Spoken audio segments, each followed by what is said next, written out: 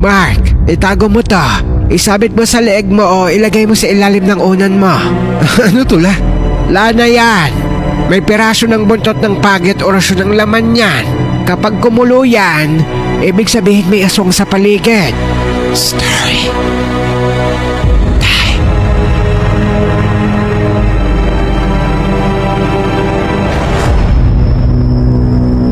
Tawagin niyo na lang ako, Mark. Isa akong IT professional dito sa Manila. Pero ang kwentong ibabahagi ko ay nangyari noong first time kong umuwi sa probinsya namin sa Visayas. Nung nakaraang Holy Week lang. Dati, isa akong malaking skeptic pagdating sa mga elemento. Hindi kasi ako naniniwala sa mga aswang, tikbalang, o kung ano pang mga nilalang. Para sa akin, kwentong barbero lang ang mga yan para takutin ng mga bata na lumalabas sa gabi. Pero nagbago ang lahat nang magbakasyon ako sa bahay nila Lola. Nakatira ang lola ko sa isang liblib na barangay sa Visayas. Yung tipong kailangan mo pang sumakay ng habal-habal bago marating ang bahay niya. Tapos napapaligiran pa to ng mga puno ng saging at kawayan. Pagkarating ko pa lang sa bahay nila Lola ay inabutan niya na kagad ako ng isang maliit na bote. Kasing laki lang to ng bote ng white flour o effervescent oil. Tapos ang laman nito ay madilaw-dilaw na likido na may kung ano-anong ugat at kahoy sa loob.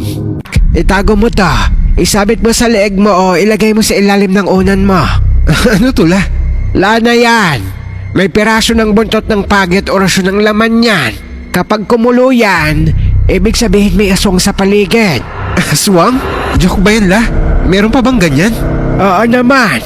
Dayo ka rito. Kaya baka may magka-interest sa'yo dyan. Basta pag kumulo yan, tawagin mo ko, ha? Dahil ayokong bastusin ang paniniwala ni Lola, tinanggap ko na lahat nilagay sa higaan ko to. Hanggang sa pagsapit ng ikatlong gabi ko rito, hirap ako makatulog nito kasi sobrang init at maalinsangan ng panahon.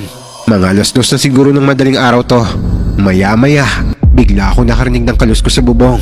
Hindi siya tunog ng pusang naglalakad kasi mabigat yung yabag niya. Parang may tao naglalakad ng dahan-dahan sa yero. Tapos, biglang tumahimik yung paligid. Yung tipong patihuni ng kuliglig na wala. Bigla akong kinabahan ng wala sa oras nito. Dahil sa gawa sa sawali o bambo ang dingding ng kwarto ko, ay may maliit na butas na pwede mong silipan para makita ang nasa labas. Pagsilip ko, may naaaninag akong anino sa labas, nakatayo sa tapat ng puno ng mangga. Kukunin ko na sana ang cellphone ko para ilawan to. Pero aksidente kong nakapa at nahawakan yung botelya ng lana na nasa kama na binigay sa akin ni Lola. Dito ako ng lamig nang mahawakan ko to. Kasi yung bote, umiinit. Hindi siya init na galing sa temperatura ng kwarto. Init siya na parang hawak mo ang isang tasa ng bagong timplang kape. Kinuha ko to tinignan. Kahit madilim kasi nito, may liwanag naman galing sa buwan na tumatago sa butas ng bintana. Kaya nakikita ko kung anong nangyayari sa loob ng bote.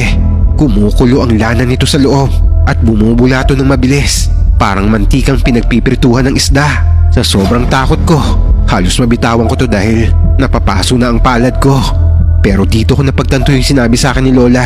Ibig sabihin kasi, nandiyan na ang aswang at sobrang lapit na niya sa akin. Kaya muli akong sumilip sa butas ng dingding. Pagtingin ko sa anino sa puno ng mangga, nawala na to. Kaya nakahinga ako ng maluwag dahil akala ko wala lang yon. Pero biglang mas lalong nag-init ang bote sa kamay ko. Kulong-kulo na talaga to. Hanggang napatingin ako sa itaas, sa mismong gap sa pagitan ng dingding at bubong. May nakadungaw doon. Isang babae na mahaba ang buhok na buhaghag at ang mga mata niya'y pulang-pula at nakadilat ng sobra habang nakatingin sa akin. Amoy na amoy ko rin ang lansan ng mga oras na to. Amoy na bubulok na karne at malansang isda. Nang akmang sisirain na niya ang pagitan ng bubong at dingding para makapasok, nataranta na ako nito at binuksan ko ang bote ng lana.